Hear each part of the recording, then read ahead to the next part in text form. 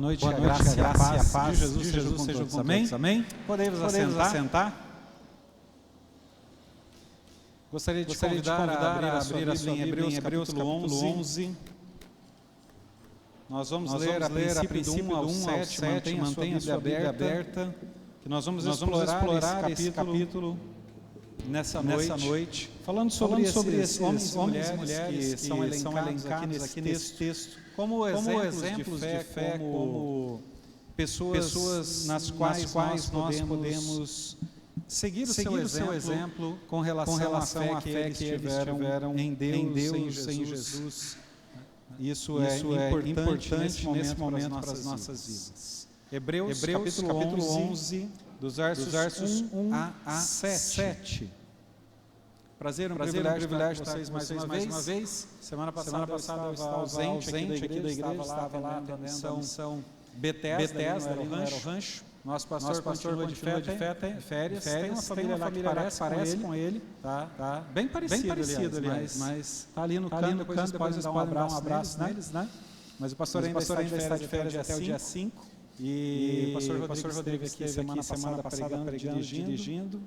E assim nós estamos executando a obra de Deus onde é necessário nesse mês de janeiro. Então estivemos ali ministrando a ceia, estamos de volta aqui com os irmãos nessa noite. Um privilégio muito grande poder compartilhar a palavra de Deus, aquilo que Deus colocou no meu coração com vocês essa noite. Hebreus capítulo 11 nos diz assim dos versos 1 a 7. Eu vou ler conforme está aqui atrás no projetor, porque eu estou usando uma Bíblia numa versão diferente. Mas ao ler um comentário sobre Hebreus, alguns autores ali naquele comentário falavam que duas palavras utilizadas nas versões mais tradicionais, elas não são as mais apropriadas para descreverem Hebreus capítulo 11, versículo 1. E nessa versão eu encontrei uma das versões que eles defendiam como sendo uma das mais pertinentes, uma das mais cabíveis para a gente poder ler esse versículo. A gente decora desde criança, né? Quem está no cultivar, desde o cultivar dos campeões, a gente sabe ele de cor porque fala sobre uma definição bíblica de fé, né? E a gente vai ler nessa versão que é a nova versão transformadora nessa noite. Então nós vamos ler até o verso 7, e aí você mantém a sua Bíblia aberta, a gente vai explorar outros versos desse capítulo 11 ainda nessa noite. Amém? Mesmo assentado como você está, leiamos todos juntos. A fé mostra a realidade daquilo que esperamos. Ela dá convicção de coisas que vêm. Pela fé, pessoas em tempos passados obtiveram uma aprovação. Pela fé, entendemos que todo o universo foi formado pela palavra de Deus. Assim, o que se vê originou-se daquilo que não se vê. Pela fé, apresentou a Deus sacrifício superior ao de Caim. Com isso, mostrou que era um homem justo. E Deus aprovou as suas ofertas. Embora há muito esteja morto, ainda fala no meio do seu exemplo. Pela fé, Enoque foi levado para o céu sem ver a glória. Ele desapareceu porque Deus o levou para a justiça. Porque antes de ser levado, ele era conhecido por agradar a Deus. Sem fé é impossível agradar a Deus. Quem deseja se aproximar de Deus deve ver que Ele existe e que recompensa aqueles que buscam. Pela fé, Noé construiu uma grande embarcação para salvar sua família do dilúvio. Ele obedeceu a Deus, que o advertiu a respeito de coisas que nunca haviam acontecido. Pela fé, condenou o resto do mundo e recebeu a justiça que vem da fé. Oremos. Pai, obrigado por essa noite tão especial que estamos na tua casa. Obrigado pela tua palavra que foi lida, Deus. Derrame o Teu Espírito poderosamente sobre os nossos corações, ó Deus, nos trazendo luz através desta palavra. Use as nossas mentes, leve cativa a Cristo, use o nosso coração como morada do Teu Espírito nessa noite, ó Deus, para que o Senhor transmita a nós aquilo que o Senhor tem preparado. Obrigado, Deus, porque a Tua palavra é capaz de transformar as nossas vidas. Em nome de Jesus aqui oramos e agradecemos. Amém e amém. Quando se fala de fé, Efésios capítulo 11, especificamente no versículo 1, é sempre a nossa referência bíblica. Quando a gente vai falar de uma definição de fé, Efésios capítulo 11, versículo 1 sempre traz essa definição para nós. Nos ajuda a compreender o que é essa fé bíblica que motiva o nosso coração a crer em um Cristo que nós não vimos com os nossos olhos. Que nos leva a receber como penhor da salvação o Espírito Santo dentro dos nossos corações. E a ação dele passa a nos mostrar uma fé vivida na prática. Essa experiência de fé só é possível quando nós observamos na palavra de Deus o que ela significa para nós. Ter fé em coisas que nós ainda não vimos, mas cremos que elas existem. Por exemplo, quem já foi ao céu? Ô louco, meu. Ninguém que aqui foi no céu? Ô louco dele, que isso? Você não foi? Nem eu. A gente não foi para o céu, mas a gente acredita na sua existência.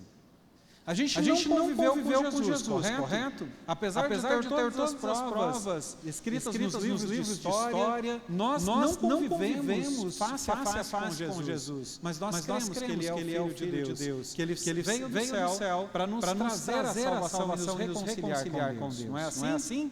Pela fé, nós podemos ver coisas que nós não enxergávamos antes. Quem aqui já viu, teve o privilégio ou o desprazer de ver a batalha espiritual ver anjos e demônios? Alguém aqui? Ninguém? Também? Alguns têm essa capacidade sobrenatural de ver esse combate. O que para mim é extremamente desagradável. Já imaginou? Você vê os anjos e demônios batalhando o tempo todo ao teu redor? É forte para nós essa realidade. Mas ver uma realidade espiritual, crer no mundo espiritual, crer que há uma batalha espiritual, que há um campo de batalha inimaginável para as nossas mentes ao nosso redor, é algo que só a fé nos proporciona. O crer em Jesus, essa fé que traz o Espírito Santo para morar dentro dos nossos corações, que traz essa experiência sobrenatural às nossas vidas, mesmo quando nós vivemos no mundo natural, mesmo quando nós temos as nossas limitações, mesmo quando nós não conseguimos enxergar algumas coisas que nós só podemos ver quando entramos na eternidade, como quando fomos glorificados e levados a residirmos no céu com o Senhor. Mas pela fé, nós podemos ver todas essas coisas acontecendo, contemplá-la pelos olhos da nossa fé. Por isso, eu coloquei o tema para nós essa noite, vivendo não por vista, mas por fé. Vivendo não por vista, mas por fé. Neste texto que nós lemos, nós temos uma lista de personagens bíblicos. E aí o que é interessante? Homens e mulheres. Lembro claramente, por exemplo, do texto citar Raabe.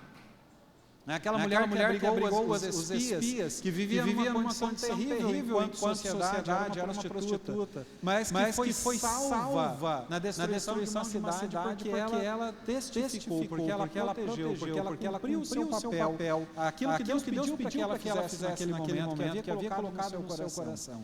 E ela entra numa das genealogias de Jesus. Ela é citada no Novo Testamento nesse texto, não somente nesse texto, mas nas genealogias também, quando partem por um dos lados dos pais de Jesus, ela é citada nessas genealogias. Ela é citada como mulher de fé nesse texto.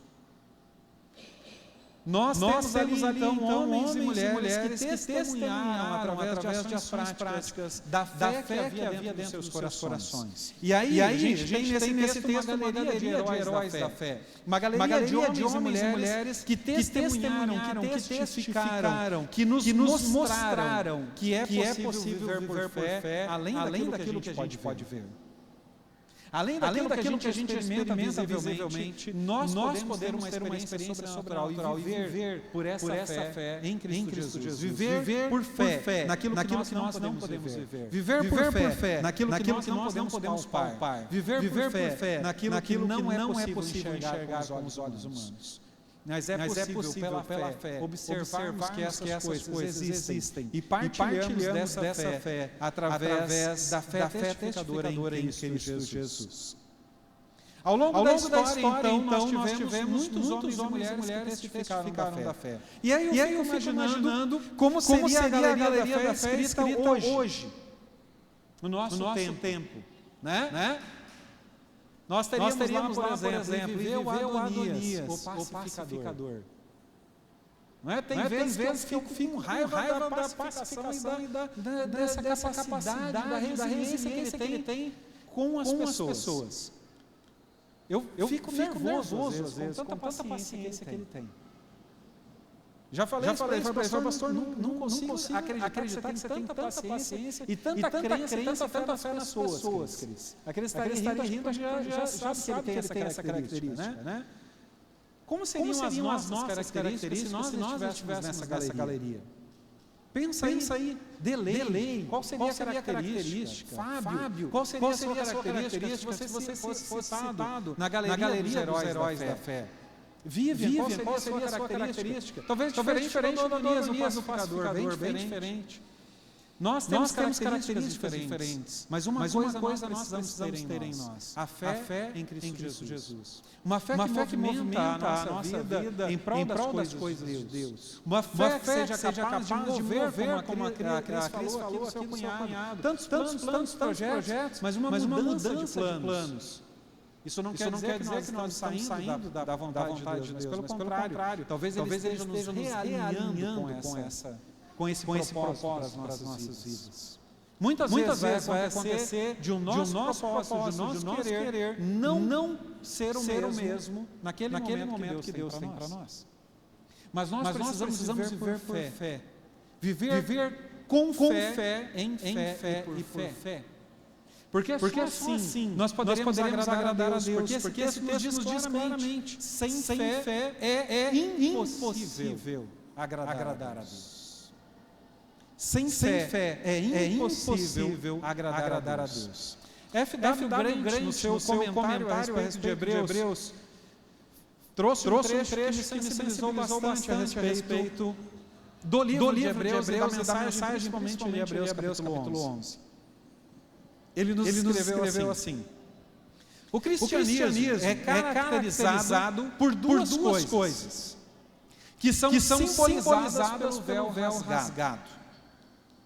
Deus não habita mais nas densas trevas desconhecido, grifo meu, desconhecido. Ele está na luz. Pode sair ao encontro do homem e o homem pode entrar novamente na sua presença. De fato, as duas coisas se cumpriram. Deus saiu ao encontro do homem na pessoa de Cristo. E em Cristo o homem vai à presença de Deus. O Evangelho de João mostra-nos especificamente o primeiro, o homem Jesus encarnando enquanto homem e vivendo entre nós. E Hebreus, o segundo, em que o homem se aproxima de Deus através do sacerdócio executado por Jesus na cruz do Calvário, rasgando o véu e nos reconciliando com Deus. E estabelece a ligação entre os pontos de vista de João e o autor de Hebreus. Assim Cristo, o homem, é visto como apóstolo, aquele que saiu com a mensagem, sendo ele a palavra de Deus, em que Deus se declara a nós. E é interessante que João capítulo 1 fala do Logos, da palavra. E o verbo estava com Deus, e o verbo era Deus, e o verbo se fez homem e habitou entre nós. E o livro de Hebreus, o tema central é o sacerdócio de Cristo. Aquele homem que diante da cruz reunifica o caminho desviado pelo pecado do homem, o reconcilia com Deus. E aí o véu, nesse sentido, é o simbolismo dos dois livros, tanto para João, em que o véu se rasga e Deus pode vir até nós, personificado na figura de Jesus, vivendo entre nós, estando entre nós, sendo um de nós. E o contrário também, a possibilidade de chegarmos a Deus, de nos relacionarmos com Deus, e tudo isso mediante a fé. Só pela fé nós podemos viver tudo isso. Só pela fé nós podemos interpretar o livro de Hebreus, entendendo que Jesus cumpre toda a lei em si e nos reunifica com Deus, nos reconcilia com Deus. O véu rasgado não é só a presença de Jesus entre nós, mas é a possibilidade de nos chegarmos novamente a um relacionamento íntegro com Deus. Um relacionamento direto, sem intermediários, sem a necessidade do sacerdócio, sem a necessidade de um novo sacrifício. E é interessante que o texto começa citando quem? Adão, o primeiro homem.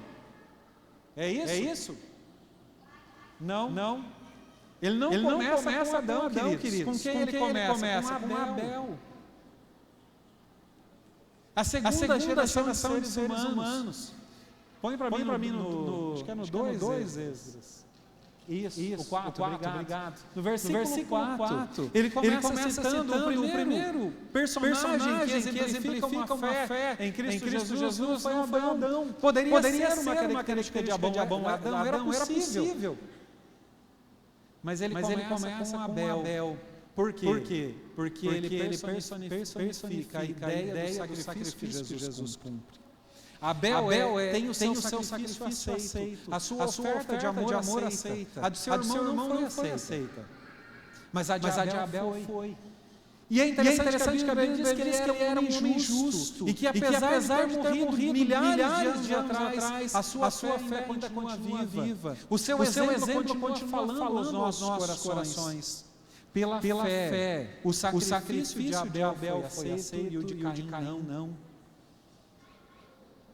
Caim teve o seu sacrifício reprovado. E é interessante que Abel personifica o Cristo como um tipo de Cristo no Antigo Testamento, justamente pela figura do sacrifício. Jesus se oferta para nós naquela cruz, para nos redimir os pecados e para nos reconciliar com Deus. Para cumprir nele a exigência sacrificial. Jesus se sacrifica. Abel tem o seu sacrifício aceito. E pela fé no sacrifício que ele havia feito, ele recebe em si a salvação. Como isso é interessante. Porque a salvação só é por meio da fé. E nós entendemos que a fé só é possível ser salvífica através de Jesus. Como então Abel foi salvo pela fé antes de Jesus estar entre nós? Porque justamente o Antigo Testamento é a sombra, ela aponta para Jesus. Jesus naquela cruz, aquele sacrifício que Abel ofereceu, ele tipificava o sacrifício de Jesus no Calvário por nós, por mim e por você. Abel foi salvo pela fé. Abel teve o seu sacrifício aceito pela fé. Somente pela fé nós agradar a Deus. É isso que Hebreus capítulo 11 está tentando nos dizer nessa noite. O sacrifício da fé primordial. Em primeiro lugar, esse aspecto da fé dos primeiros habitantes do mundo. E aí não por coincidência, não é Adão primeiro citado, mas Abel. E essa fé no sacrifício é a mesma fé que nós precisamos ter, que Jesus já morreu por nós e que nós temos os nossos pecados redimidos e perdoados na cruz do Calvário. Que ele cumpre o sacrifício naquela cruz, para que nós pudéssemos ser alcançados pela fé, pela salvação que Ele nos oferta naquela cruz.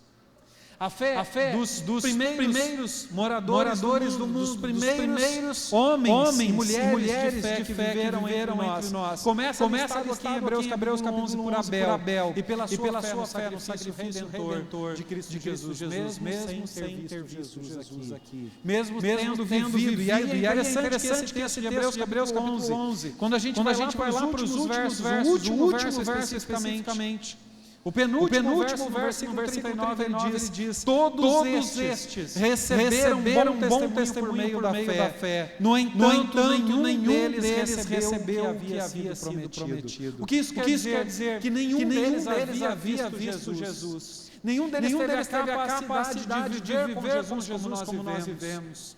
Mas eles receberam pela fé a salvação em Cristo Jesus. Mesmo vivendo tantos anos antes de Jesus se personificar em forma humana, de viver entre nós, de se esvaziar da sua glória, de enfrentar a Calvário por nos amar, mesmo assim esses homens e mulheres receberam pela fé a salvação, receberam pela fé a certeza de que um dia nós estaremos todos juntos na eternidade com Cristo.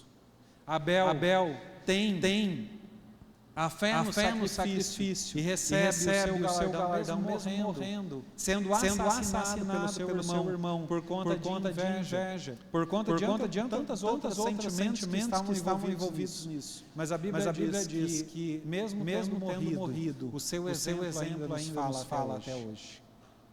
O exemplo de uma fé no sacrifício de Jesus, uma fé que vai ser contemplada através da morte de Jesus na cruz do Calvário. Aquele sacrifício redentor que o proporcionou para nós a fé salvadora. O segundo homem citado aí é Enoque. E é interessante que Enoque é transladado, ele é levado em vida ao céu. Uma experiência que os últimos cristãos verão. A mesma daqueles que estiverem no dia em que Jesus voltar. A mesma experiência de ser levado ao céu em vida, de ter um corpo glorificado em trânsito. Não é, Ricardo? Imaginar que ele saiu daqui com carne e ossos e ele chegou ali quando a gente não podia mais vê-lo como um corpo transformado, pronto para a eternidade, porque ele andou com Deus e tomou para si. Enoque nos mostra a fé no relacionamento com Deus. Uma fé que transformou a vida de Enoque a tal ponto das pessoas olharem para ele e falarem esse homem com Deus, ele anda com Deus. E quase o confundiam com Deus nas suas ações, nas suas palavras, porque de tão semelhante que ela, de tanto relacionamento que ele tinha com Deus, que Deus fala: filho, você é tão próximo de mim, vem para cá, vem viver comigo eternamente. A experiência de Enoque nos mostra a capacidade do relacionamento que nós podemos ter com Deus. Podemos ver Deus todos os dias, podemos falar com Ele, podemos experimentar a fé nele, uma fé que transforma o nosso caráter, uma fé que transforma a nossa vida todos os dias, uma fé de andar com Deus, uma fé de ter comunhão com Deus, uma fé de poder nos relacionar com Deus, assim como Adão fazia. Todos os dias Deus vinha até o jardim e falava com Adão na viração do dia. Até que naquele dia fatídico em que ele peca e a sua esposa também, ambos pecam. E aí o que a Bíblia nos relata lá em Gênesis?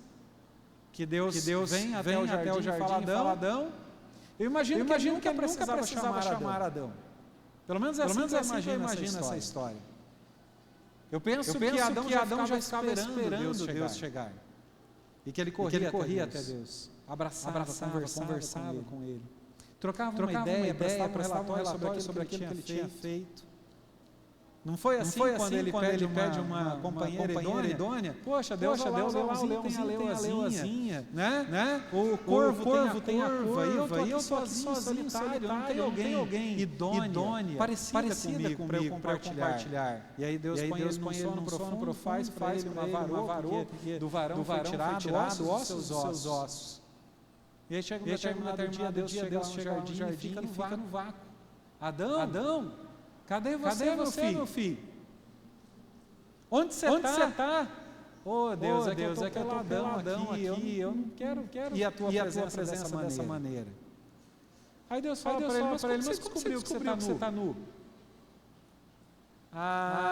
Você comeu do fruto que eu te proibi.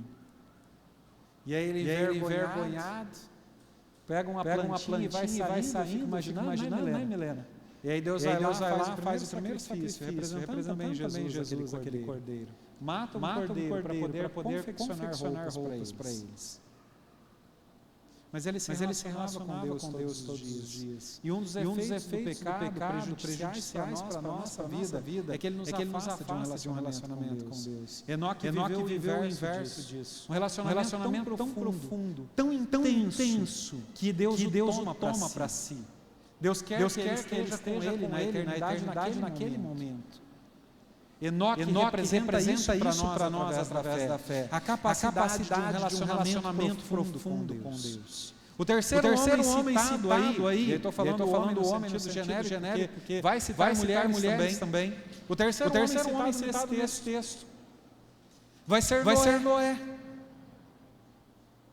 E é interessante que Noé tinha uma fé prática, né? Uma fé com a capacidade de testemunhar para os outros. Ô maluco, você está construindo aí 120 anos batendo martelo naquela arca. Construindo uma arca, um barco enorme.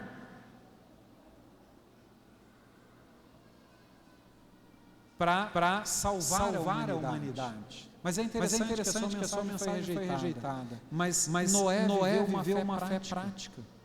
Ele colocou a fé em prática. Deus falou para ele, Noé, vai acontecer um dilúvio. Sabe de uma coisa, gente? Sabe de uma coisa? Esse texto fala uma coisa interessantíssima sobre Noé. Fala que ele acreditou em algo que ele não conhecia. Sabe por quê? Porque até então não havia chuva no mundo. Ninguém sabia o que era chuva. Mas Deus fala para ele, vai chover tanto, vai cair água do céu de uma tal maneira que vai cobrir a terra. Constrói um barco. O que é barco? É interessante que os engenheiros navais pegaram a descrição bíblica da arca para ver se realmente funcionaria, se ela boiaria. E eles fizeram todos os testes em laboratório, em piscina de ondas e aquela coisa toda. E eles chegaram à conclusão que a arca seguia uma arquitetura naval perfeita. Ela boiou e ela funcionou como um barco. Mesmo sem nunca haver chovido no mundo, Noé acreditou que Deus derramaria chuva abundante e que cobriria toda a terra e que ele precisaria de um barco para sobreviver. Noé colocou em prática a sua fé, construindo uma embarcação que salvou a humanidade, que ressignificou a história da humanidade, que salvou casais de animais que repovoaram a terra posterior a isso. Noé teve uma fé prática, uma fé que testemunhou a respeito daquilo que ele tinha com Deus para as pessoas que estavam ao seu redor. Assim como Noé, que as pessoas olhavam para ele e falavam, cara, esse fala com Deus. Esse tem um relacionamento profundo com Deus. As pessoas olharam para Noé e falaram, esse maluco realmente crê que Deus vai mandar chuva, que esse barco dele vai ser a salvação da humanidade. E por fim, Deus manda chuva. E quando Noé tenta salvar outras pessoas, não é isso que a Bíblia diz? Que as pessoas começaram a gritar desesperado quando a água começou a subir. Mas Deus havia trancado a porta da arca pelo lado de fora. E ele não teve mais como ajudar ninguém. Mas a sua mensagem ficou sendo propagada por tantos anos e ninguém acreditou nele. Ele testificava dia após dia. Ele saía e falava para as pessoas, olha, vai vir uma grande chuva, Deus vai destruir essa geração. Ela está muito distante dos propósitos de Deus. Mas ninguém acreditava no que ele testemunhava. Ninguém acreditava no que ele testificava. Mas ele testificava todos os dias. Ele falava disso todos os dias. Porque a fé dele cria nisso. A fé dele sabia que uma hora ou outra essa chuva chegaria. Que no momento oportuno ele ia precisar daquele grande barco. E tanto que Deus manda para ele casais de animais de todos os continentes. Eu fico imaginando quanto tempo isso demora para acontecer. Vários andares na arca foram preenchidos por casais de animais que depois perpetuaram as espécies para chegar até nosso tempo. Noé, pela fé, conseguiu enxergar chuva que ninguém sabia o que era. Noé consegue testificar dessa fé que ele tinha dentro de si para as pessoas que estavam ao nosso redor. Então, com aqueles homens primordiais do princípio da história da humanidade, porque nesse texto nós vamos encontrar três blocos, os que são dos primórdios da humanidade. Nós vamos encontrar a fé dos patriarcas e nós vamos encontrar a fé do povo hebreu. Descrita nesse texto, na formação do povo enquanto nação, até que eles chegam à terra prometida. A descrição nesse texto de Hebreus capítulo 11 trata dessas características, a fé dos homens primitivos, a fé de Abraão, a fé no sacrifício, a fé em Jesus, a fé no sacrifício que Jesus operaria por nós.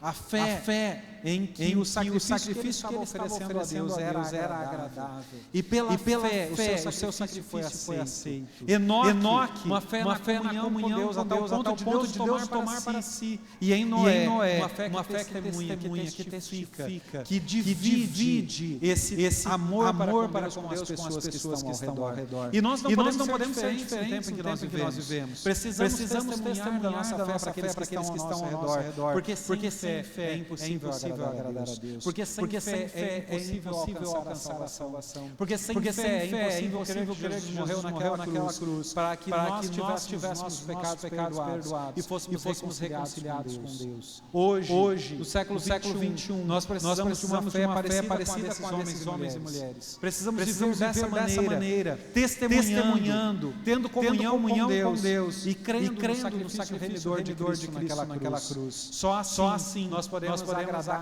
agradar a Deus através da nossa fé. A nossa fé tem essas características. Em um segundo ponto da história, o autor de Hebreus, e aqui eu estou falando do autor, porque a gente não sabe quem é o autor. A gente tem linhas de raciocínio a respeito disso. A maior parte dos teólogos do nosso tempo acreditam que não foi Paulo. Por conta da forma que foi escrito, da linguagem que é utilizada, de algumas expressões que Paulo não utilizou em nenhum momento e não utilizava nos seus discursos. A gente tem quase um consenso de que não foi Paulo. Mas há várias conjecturas a respeito disso. Eu particularmente penso que foi Áquila. Pastor Adonias acredita que é Apolo. É isso? Sua teoria mais ou menos. E há outros teólogos que creem que foi algum outro discípulo direto de Paulo, mas que não foi o próprio Paulo que escreveu. Mas isso não é tão relevante. Se esse texto chegou até nós, foi canonizado, é porque a igreja primitiva, porque os apóstolos entenderam que ele fala de uma realidade das coisas que Jesus trouxe até nós. Fala de uma realidade a respeito da fé. Fala de uma realidade a respeito daquilo que ele trata do sacerdócio de Jesus, de como ele abre e reabre o caminho para que o homem possa chegar a Deus novamente através de Jesus. E aí ele vai abordar um segundo aspecto, a fé dos patriarcas. Ele começa com Abraão. E Abraão para ele é aquele homem que tem a fé nas coisas invisíveis. Por que Abraão tem a fé nas coisas invisíveis? Imagina você sentado em casa almoçando e de repente há um terremoto lá e ouve uma voz na sua cabeça que ninguém ao redor ouve. Está mentalizando isso? Está seguindo aí? Você está almoçando lá, sentado nessa mesa, de repente você começa a ouvir vozes. E essa voz diz para você, olha, aqui nessa terra de Deus mora a tua família, a tua parentela, os teus amigos, mas você pega as tuas coisas e sai. Sem dizer para onde. Sem dizer para fazer o quê. E o que ele faz?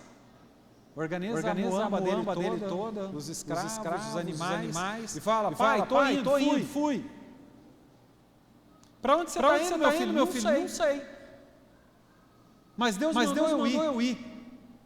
E você vai fazer o que quando você chegar lá? Também não sei. Mas Deus mandou eu ir.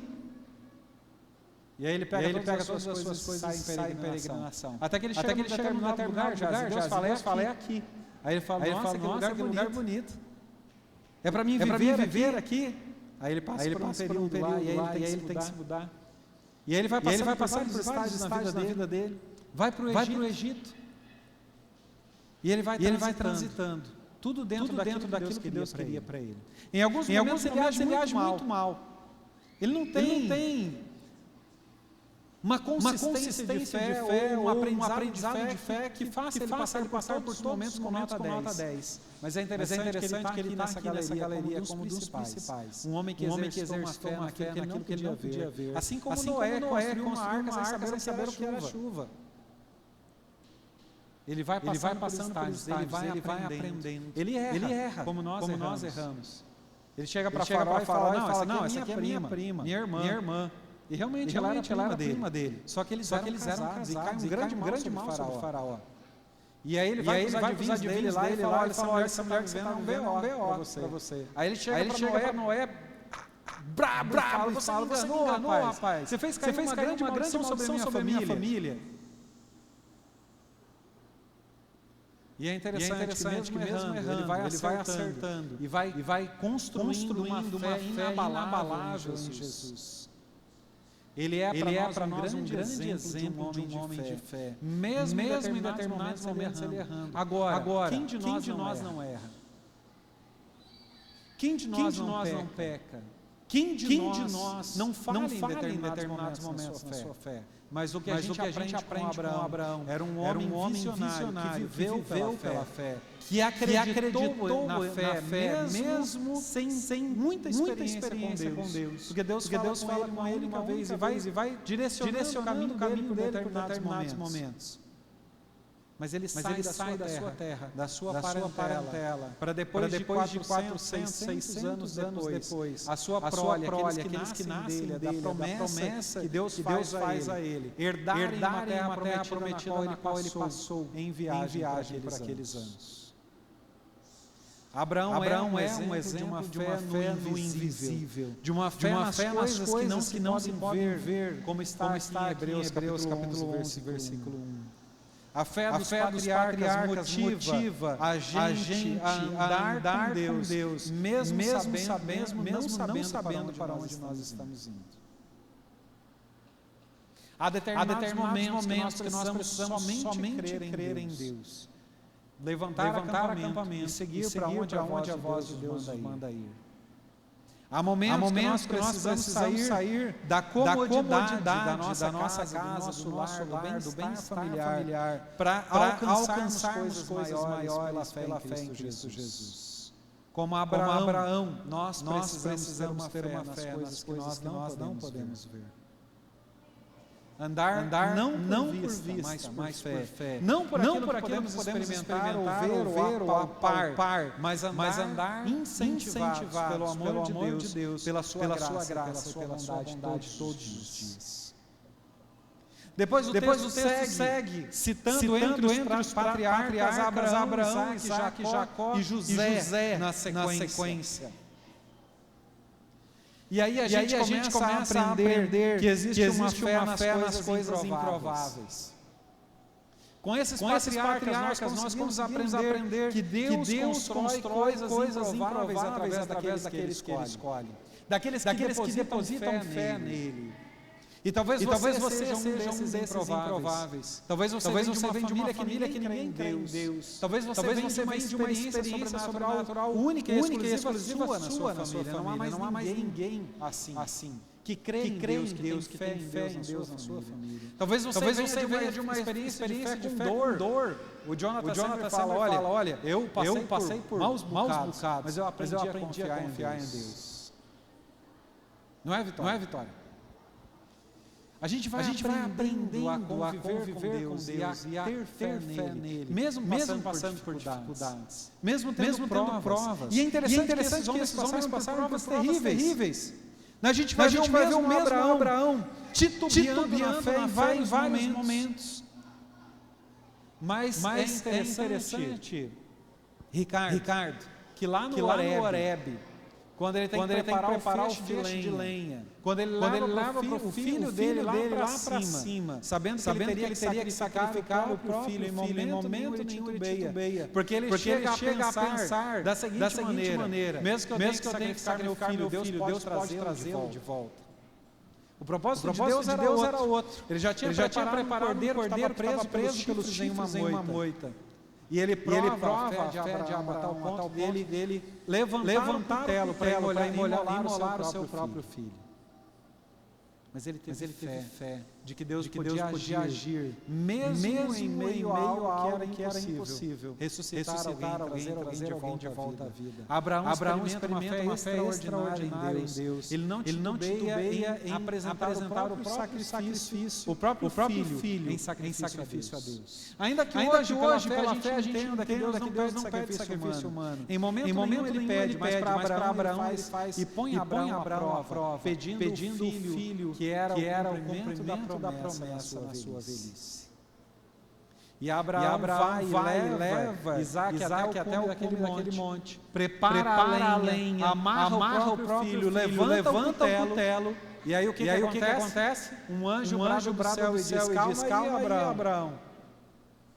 E aí de repente um cordeiro começa a berrar preso numa moita próxima. E ele e o seu filho juntos sacrificam aquele cordeiro em adoração a Deus, porque Deus opera livramento, porque Deus restaura esse filho da promessa ao seu lar, mesmo sem ele ser sacrificado. Mas Abraão cria, se ele fosse sacrificado, Deus traria ele de volta, porque ele era o filho da promessa que Deus havia feito a ele. E a promessa seria através de Isaac anos mais tarde. E Isaac gera Jacó, que tem o seu nome trocado para Israel. Improvável também. Por que improvável? E aí, novamente a gente olha Deus fazendo o improvável. Havia uma lei no povo hebreu. A lei da primogenitura. Jacó era o mais velho? Não era, mas foi sobre ele que se cumpriu a sequência da profecia que foi dada a Abraão. Deus muda os planos, Deus muda a forma, Deus escolhe coisas improváveis. Ele altera o nosso curso de vida para cumprir os seus próprios projetos. Talvez eu e você sejamos improváveis. Mas Deus ainda assim quer nos dar fé, uma fé que seja capaz de exercitar coisas importantes para Ele. Uma fé que seja prática, como foi a fé de Noé. Uma fé que seja prática e que tenha comunhão com Deus como Enoque. E uma fé que seja crédula no sacrifício de Jesus como a fé de Abel.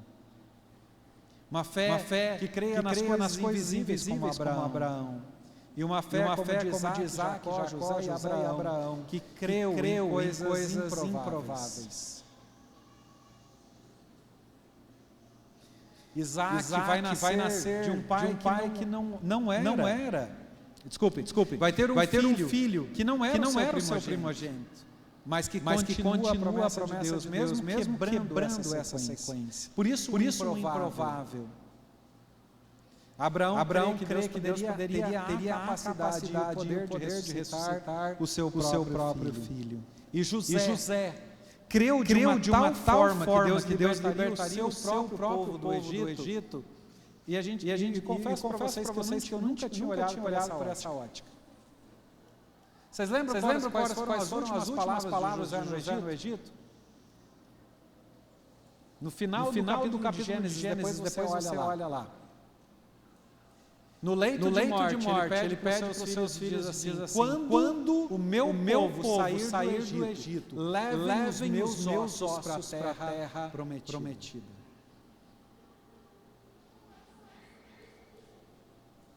É fé? É fé ou não? E que fé?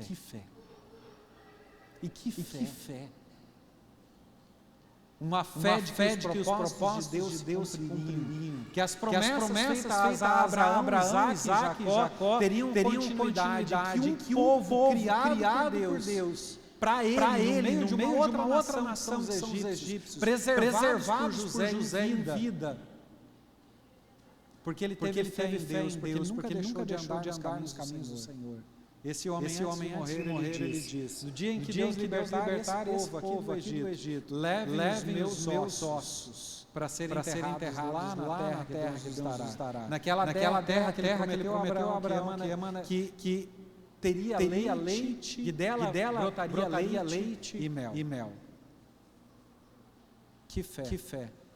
E quando eles saem com os espólios do Egito, a família de José lembra disso. Fazem o quê? E José não era um cara comum, ele foi enterrado no Vale Real. Provavelmente ele tinha uma pirâmide menor próxima dos faraós a quem ele serviu. Porque ele era um governador no Egito. E a sua família vai lá, saqueia os seus ossos, exuma aquele cadáver, junta eles dentro de uma sacola, de uma bolsa, dentro de uma caixa de madeira e leva ele de volta para ser enterrado na terra prometida, que Deus havia prometido centenas de anos atrás aos seus antepassados. A fé desses homens é extraordinária, mas é interessante que o texto termina dizendo que nós experimentamos coisas maiores do que eles. Como seria possível isso, Kit? Dizer que nós somos e temos uma fé maior do que a deles. Porque nós vimos o Cristo viver entre nós. Porque nós vimos a promessa se cumprir. Porque nós vivemos debaixo da graça. E porque nós temos o penhor do Espírito Santo em nós. Para nos convencer de tudo isso. Para gerar uma fé extraordinária nos nossos corações. Para que possamos viver de acordo com a fé desses homens e mulheres de Deus. E quando nós olhamos para os patriarcas, podemos observar que na esfera espiritual, os nossos propósitos, como os deles, muitas vezes sofrem modificações por Deus. Aqui te acabou de testemunhar isso aqui para nós. Mudança de direção. Mudança de rota. Mas é somente pela fé em Deus que nós podemos atravessar essas grandes dificuldades e tirar as valiosas lições para a nossa vida. Abraão aprendeu. Abraão erra várias vezes. Isaac erra. Jacó erra.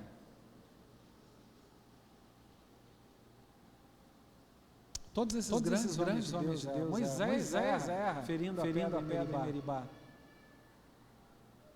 Mas quando a gente olha para essa galeria da fé, ele sempre destaca a fé extraordinária que esses homens e mulheres tinham. E como nós podemos vivenciar isso hoje? Como nós podemos testemunhar dessa fé em Jesus como Noé fez? Eu tenho plena convicção que Deus não vai destruir, porque a palavra me diz, né? Que Deus jamais destruirá a terra novamente. Amém? É isso que está lá? É isso que está lá. O arco-íris simboliza isso. Que Deus jamais vai voltar a destruir a terra com água. Então Deus não vai pedir para que nenhum de nós com um grande barco. Talvez o Adonias, quando ele aposentar e voltar lá para o Maranhão, que eu sei que é o desejo do coração dele, ele vai construir um barco para ele poder pescar com a Vivian lá em alto mar. Né? Com uma rede preguiçosa para deitar no vés. Né?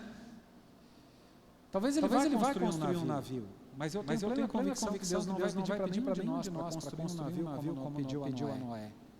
Mas eu também tenho plena convicção que o Espírito move em nós algo para nós fazermos no nosso tempo. Há pessoas que estão ao nosso redor que precisam ouvir de Jesus, precisam receber o testemunho da nossa fé, que precisam reconhecer em Jesus o seu único e suficiente Salvador. E que também nós temos um desejo de agradar a Deus ou não temos. Temos. Nós queremos agradar a Deus, queremos. E a Bíblia diz nesse texto que é impossível agradar a Deus. Então nós precisamos continuar executando a fé. E é interessante que o texto vai para um terceiro bloco. Ele fala então daqueles que viveram nos primórdios da humanidade. Ele fala dos patriarcas. E ele vem falar da fé dos israelitas. Aquele povo que é formado em meio à dor, forjado em meio à sociedade egípcia, que é liberto por Moisés, a grande figura, o grande representante desse povo, o grande profeta desse povo.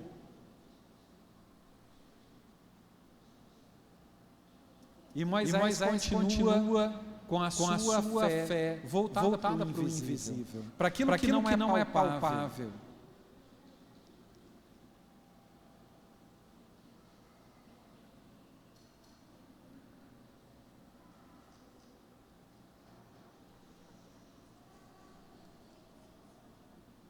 próximo personagem Moisés, ele tem uma percepção totalmente diferente da sua geração. Vocês conseguem visualizar isso? Nós tínhamos um povo que vivia no meio do Egito. Nós tínhamos Moisés salvo daquele decreto do faraó que os meninos hebreus, judeus, israelitas deveriam morrer. Ele é salvo disso. Ele vai viver no palácio como filho da filha de Faraó. Com certeza durante os 40 primeiros anos de vida, ele teve a melhor formação intelectual que um homem poderia ter. De longe a gente sabe disso. A medicina do Baixo Egito era, até centenas de anos depois de Moisés, a mais espetacular que o ser humano já conseguiu em evolução histórica. Hoje a gente tem tratamento para câncer, tem cirurgias de crânio, tem cirurgias de vídeos incríveis, mas se a gente pensar em termos de evolução, em lapso de tempo, sem dúvida a evolução da medicina do Egito era fora dos padrões da sua época. Eles faziam coisas incríveis. Pena que eles não descobriram, por exemplo, a penicilina, sabia, Ricardo?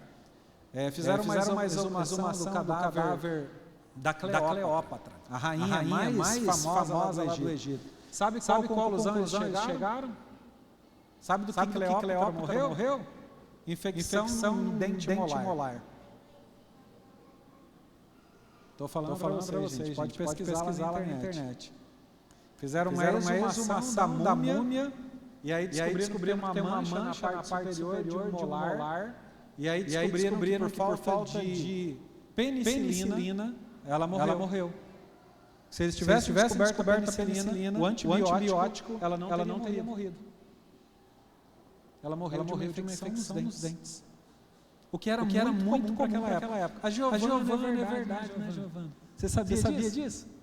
Que legal. Se a Giovana estivesse lá, ela não tinha morrido. Arrancava o dente dela e ela morria. Né? Então assim, a gente vê que apesar de todas essas evoluções, de tudo que o homem é capaz de produzir, de todo esse processo, ainda assim Deus continua agindo lá no interior daquele povo. Moisés teve a melhor formação possível, mas na hora das escolhas ele escolheu ir para onde? Ficar com o povo dele. Sair com o povo dele. Obedecer a voz de Deus guiando o povo dele para onde ele precisava ir. Ele não consegue entrar na terra prometida, porque ele comete um erro no meio do caminho. Ele fere a pedra em Meribá. Mas ele era tão fora do padrão que Deus leva ele na hora da morte dele para onde? Ele vivia tanto esse valor de Deus, os princípios de Deus, a visão de Deus para ele, que Deus leva ele para onde? Me ajuda aí, gente. Vocês não lêem a Bíblia, não? Procure no monte e mostra para ele todas as terras que o povo ia herdar nos dias seguintes. Ele continuava com a visão dele em Deus. Ele continuou vendo as coisas de Deus até na hora que ele partiu. Deus leva ele para o cume do monte e fala, olha, é isso aqui. Eu imagino que ele faz ele voar ali, Milena, naquele vale. Né? E vai passando, vendo as uvas, aquela terra próspera, os rios. Né? E todo aquele processo, Deus vai levando ele mostrando tudo aquilo. E ele morre. Tendo visão de Deus, experimentando a visão de Deus, experimentando a perspectiva de Deus. Se a gente pudesse definir então a fé de Moisés, eu diria que ele viveu a perspectiva de Deus. Uma fé na perspectiva de Deus. Porque ele vai fazendo tudo. Apesar de ter matado aquele egípcio, apesar de ter ferido a pedra em Meribá, até hoje, o povo hebreu, o povo judeu, entende que ele foi a maior personalidade da história deles. Um homem que viveu pela visão que Deus deu a ele, naquela sarça, que viu e vislumbrou um Deus que ninguém conhecia, que trouxe esse Deus para perto dele, fazendo com que o povo seguisse esse Deus, influenciando positivamente a sua geração, a crer em Deus, a viver por fé, a levantar-se e sair do Egito em vitória. vivendo por fé. Uma fé extraordinária em Deus. E quando a gente olha para a fé de Moisés, eu gostaria de encerrar tantos outros nomes aqui, mas a gente vai até aqui. A gente vai até Moisés. Me ajudem aí. Versículo 24, vamos lá. Hebreus capítulo 11, verso 24.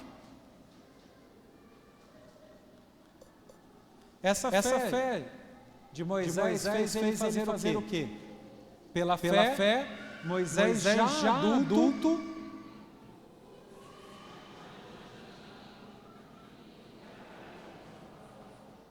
Moisés pela fé, recusou ser chamado de filho de Faraó e escolheu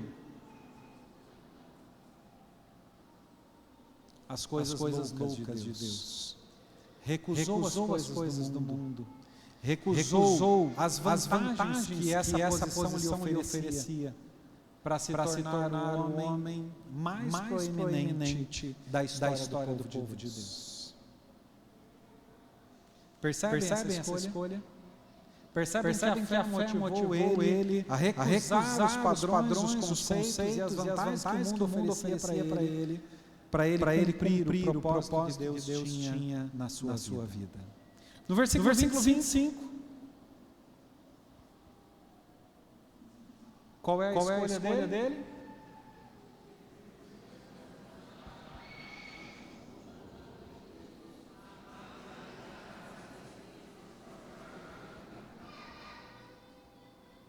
Isso é muito louco, né?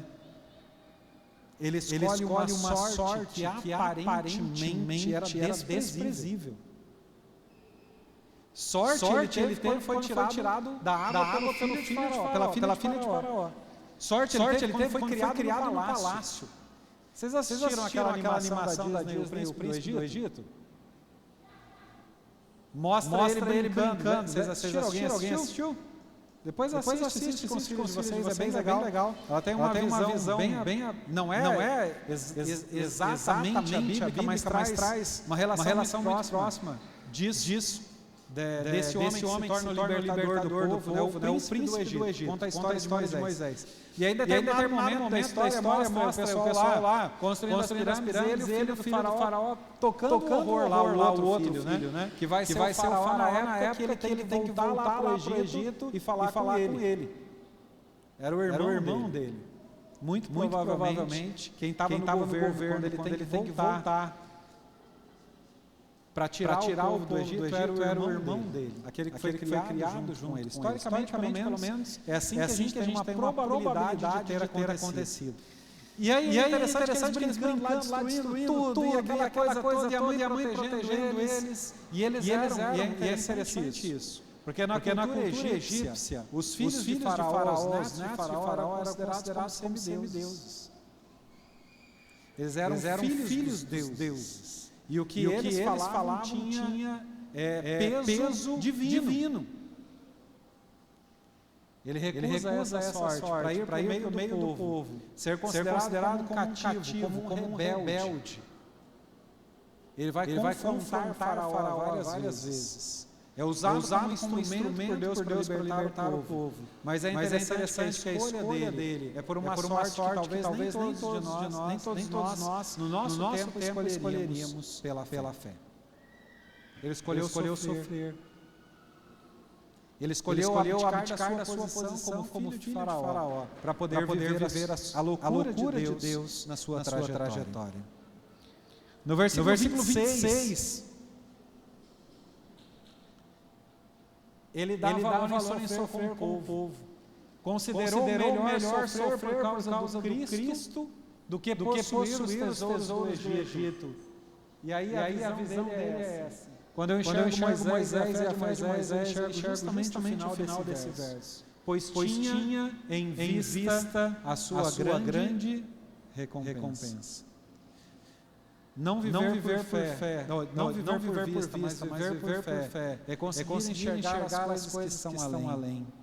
É conseguir ser um visionário que sofre com o povo, mas que entende que receberá a recompensa. E é interessante que Hebreus, Moisés nem vive e nem vê Jesus. Correto? Mas ele termina dizendo: considerou melhor sofrer por causa do Cristo do que possuir os tesouros do Egito.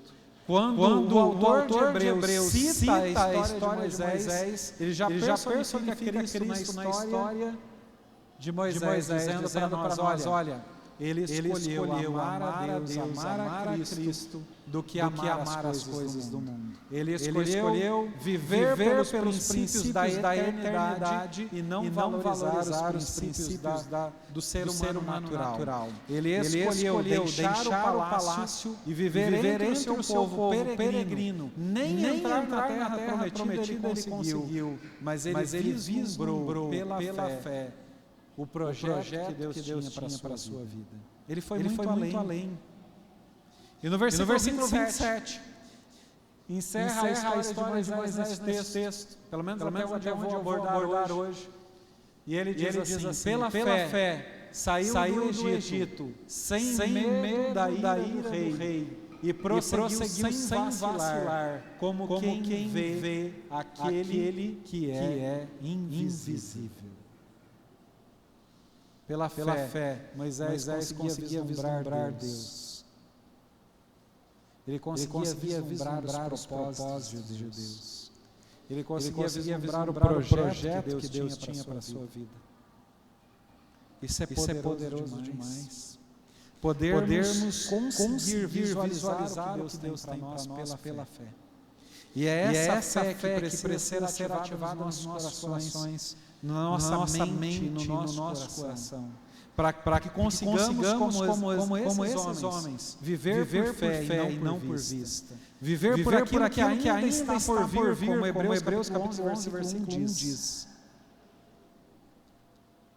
A fé mostra a realidade daquilo que esperamos. Ela nos dá convicção de coisas que não vemos. Repito, a fé mostra a realidade daquilo que esperamos. Ela torna real aquilo que só está lá no final da nossa história. E ela nos dá a convicção, a certeza de coisas que não vemos. Moisés viveu pela fé no seu tempo. Recusou as vantagens do mundo. Escolheu a sorte aparentemente desprezível. Deu valor ao privilégio de sofrer como povo por amor a Deus. E enxergou aquilo que o olho notável não tem a capacidade de enxergar. Concluindo, nossa fé é a única ferramenta capaz de nos sustentar em meio às provações semelhantes a que o povo de Deus sofreu. Se você lê do versículo 33 até o 36 do texto, nos diz assim: os quais pela fé conquistaram reinos, praticaram a justiça, alcançaram o cumprimento de promessas, fecharam a boca de leões, apagaram o poder do fogo e escaparam do fio da espada, da fraqueza tiraram força, tornaram-se poderosos na batalha e puseram em fuga exércitos estrangeiros. Houve mulheres que pela fé, que pela ressurreição tiveram de volta os mortos. Uns foram torturados e recusaram ser libertados para poderem alcançar uma ressurreição superior. Outros enfrentaram zombaria e açoites. Outros ainda foram acorrentados e colocados na prisão, apedrejados, cerrados ao meio, postos à prova, mortos ao fio da espada, andaram errantes, vestidos de pele de ovelhas e de cabras, necessitados, afligidos e maltratados. Só que a conclusão do texto, no verso 38, é magnífica e diz assim para nós: o mundo não era digno deles. O mundo não era digno desses homens e mulheres. vagaram pelos desertos e montes, pelas cavernas e grutas, foram cerrados ao meio, açoitados, mortos, presos. Mas só pela fé nós temos a capacidade de passar por vales tão profundos como esses e permanecer firmes. E para quem não vai enfrentar vales tão profundos contra esse também, somente pela fé nós podemos encarar as pequenas provas que nós passamos no nosso tempo. Sejam as grandes, sejam as pequenas. Só pela fé nós podemos atravessar essas provações. E eu coloquei entre aspas aqui uma frase. Eu gostaria que a gente finalizasse pensando nisso. É o que eu vejo em Deus que me dá serenidade na vida. É o que eu vejo em Deus que me dá tranquilidade, serenidade na vida. O que eu estou enxergando em Deus hoje? O que a minha fé me dá a capacidade de experimentar em Deus? Às vezes você olha para esse texto e fala, eu não tenho uma fé nem parecida com esses homens e mulheres. Mas se não tivermos fé no nosso coração, não podemos agradar a Deus. Eles são um exemplo de fé. Eles são um exemplo do que nós podemos, como homens e mulheres de Deus, executar no tempo em que nós vivemos. Testificar da fé, testemunhar da fé, experimentar um relacionamento com Deus profundo. Ter uma visão de coisas que ninguém pode ver. Essas semanas eu ouvi uma canção que me deixou pensativo. Eu não vou lembrar agora nem o nome da cantora, nem o título da canção, mas eu posso olhar isso para vocês e compartilhar nos grupos, enfim, chegar a quem quiser ouvir a canção. Mas ela fala de uma realidade da igreja de hoje, precisa ser reavivada. Fala de uma realidade de uma igreja que às vezes não está mais falando de Jesus. Que está preocupada com bens materiais, com a proposta que o mundo tem para nós. Coisas que Moisés recusou pela fé. Coisas que Moisés venceu pela fé. E que às vezes estão nos deixando longe de Jesus. Porque afinal de contas já fazem mais de 2 mil anos que ele morreu e não volta nunca. Somente pela fé nós podemos chegar ao final da nossa vida. Acabar a carreira e guardar a fé.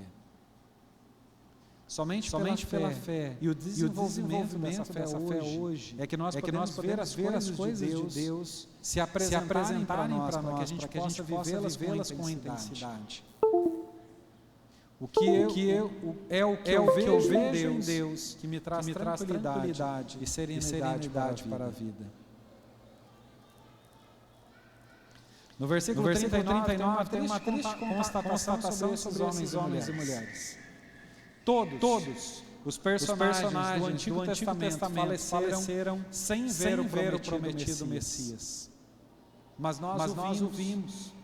Ele habitou entre nós. E quantas vezes nós estamos nos esquecendo dele, como ele é e o que ele nos ensinou?